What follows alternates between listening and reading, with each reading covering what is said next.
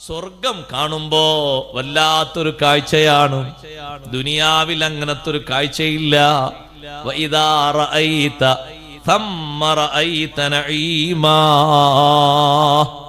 ഇതുവരെ കണ്ടിട്ടില്ലാത്ത വലിയൊരു സുഖം, വലിയൊരു ആനന്ദം, വലിയൊരു സന്തോഷം അനുഭവിക്കാൻ കഴിയും ആ കാഴ്ചയിൽ തന്നെ.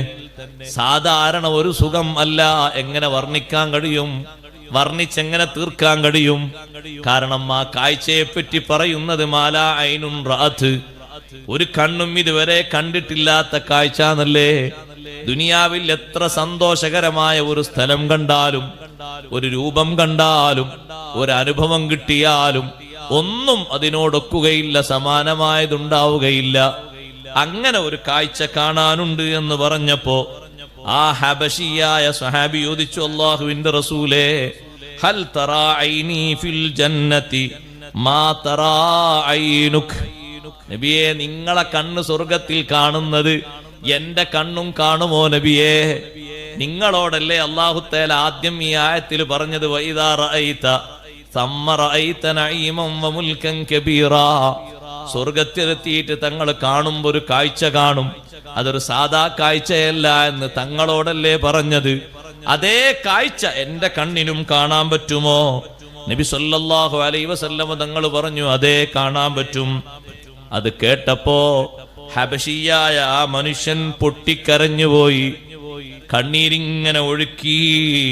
നബി സല്ലല്ലാഹു അലൈഹി വസല്ലം തങ്ങൾ ആ മനുഷ്യനെ പ്രത്യേകം ശ്രദ്ധിക്കുന്നു. ഇബ്നു ഉമർ റളിയല്ലാഹു അൻഹു പറയുന്നു, ഹബീബ് സല്ലല്ലാഹു അലൈഹി വസല്ലം ആ മനുഷ്യന്റെ ജനാസയിൽ പങ്കെടുത്ത് അദ്ദേഹത്തെ ഖബറിലേക്ക് ഇങ്ങനെ താഴ്ത്തി വെക്കുന്നത് ഞാൻ കണ്ടിട്ടുണ്ട്.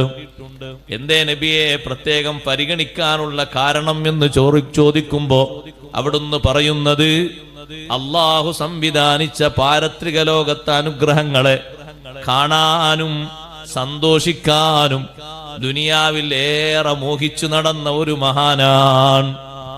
ദുനിയാവിലെ കാഴ്ചയല്ല അദ്ദേഹം കൂടുതൽ ഇഷ്ടം വെച്ചത്.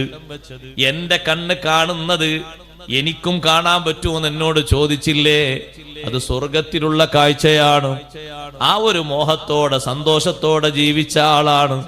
അപ്പൊ ദുനിയാവിനെക്കാളും അദ്ദേഹത്തിന്റെ മനസ്സിലുള്ള സന്തോഷവും ചിത്രവും ആഗ്രഹവും പരലോകമായതുകൊണ്ടാണ് ഞാൻ അദ്ദേഹത്തെ ഖബറിലേക്ക് എന്റെ കൈകൊണ്ട് ഇറക്കി വെക്കാൻ ആഗ്രഹിച്ചതും അതിനുവേണ്ടി ഒരുങ്ങിയതും.